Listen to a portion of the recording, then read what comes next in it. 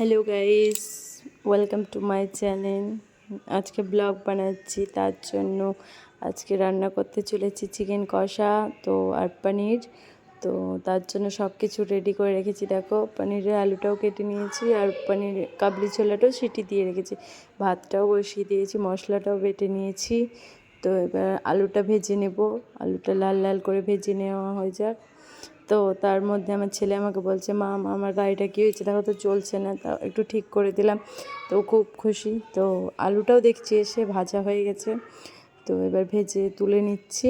তো দিয়ে গোটা গরম মশলাটা ফোড়নটা দেবো, গোটা গরম মশলা, শুকনো লঙ্কা, তেজপাতা আর জিরে সব ফোড়নে দেবো। দিয়ে দিলাম তেলের উপরে, দিয়ে এবার পেঁয়াজ আর কাঁচা লঙ্কাটা তেলে দিয়ে দেবো, লাল লাল করে ভাজবো।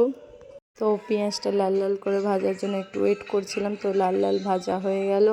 তো তার মধ্যে দেখো এবার বাটা মশলাটা দিয়ে নেব। তো বাটা মশলাটায় আছে আদা বাটা, রসুন বাটা আর শুকনো লঙ্কা বাটা।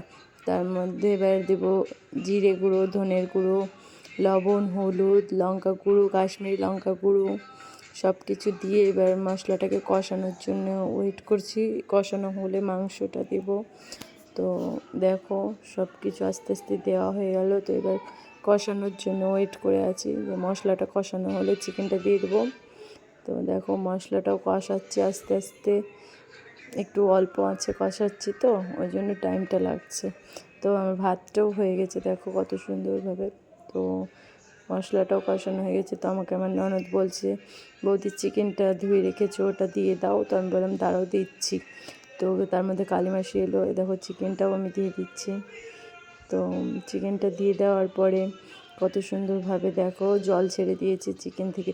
এই জলটা চিকেনে টেনে নেবে, তারপরে চিকেনটা কষানো কমপ্লিট হবে, তেল ছাড়বে তখন। তো একটু টমেটোও দিয়ে নিলাম। তো এবার দেখো আস্তে আস্তে কষানোর জন্য ছেড়ে দিয়ে, তো মাঝখানে মাসি এলো। মাসি বলছে যে তাহলে আমাকে দাও, আমি রান্না করি। তো মাসিকে বললাম যে তাহলে তুমি পনিরটা করো। তো আমি পনিরের জন্য চাকুটা খুঁজে পাচ্ছিলাম না, তো তার জন্য মাসি বললে এইভাবে কেটে নাও। দেখো মাসিকে বললাম তাহলে তেলটা দিয়ে দিচ্ছি, পনিরটা ছাড়ো। একটা একটা করে কালিমাসি পনির ছাড়ছে। আমিও গরম মশলা দিয়ে চিকেনটা নামিয়ে নিলাম। তো পনিরও ভাজা হয়ে গেছে, আলুও ভাজছে। এদিকে দেখো মশলা দিয়ে কত সুন্দর হয়ে যাচ্ছে, পনির ডান। তো আমাদের লাঞ্চ কমপ্লিট। চলো টাটা, বাই বাই, নেক্সট ব্লগে।